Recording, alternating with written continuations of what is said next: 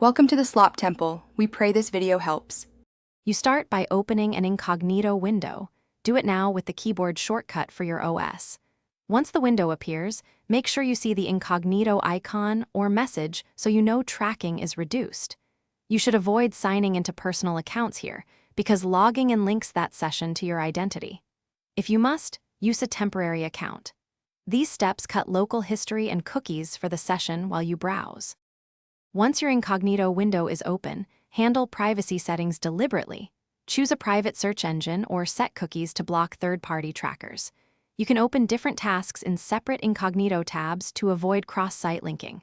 Make sure extensions are disabled by default. Enable only trusted ones if a tool is essential. Remember why?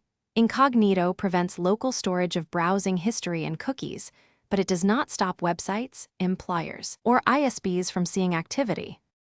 To finish, close every Incognito window to purge session cookies and temporary data.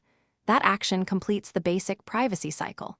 Make sure you manually remove any files you downloaded during the session, because downloads persist outside Incognito. If you notice continued tracking or suggestions tied to your activity, check for enabled extensions or a logged-in account and verify your network. Company VPNs or proxies can expose activity. If needed, restart the browser and recheck settings to resolve lingering tracking. Thanks for watching. Consider subscribing if we helped you.